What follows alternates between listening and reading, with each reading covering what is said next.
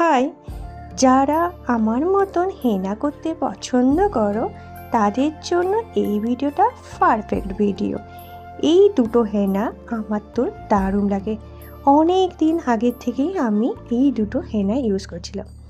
তারপর একদিন মৌ মুখার্জি ব্লগ, ইউটিউবে এখন মনে হয় অনেকেই দেখো মৌ মুখার্জির ব্লগ।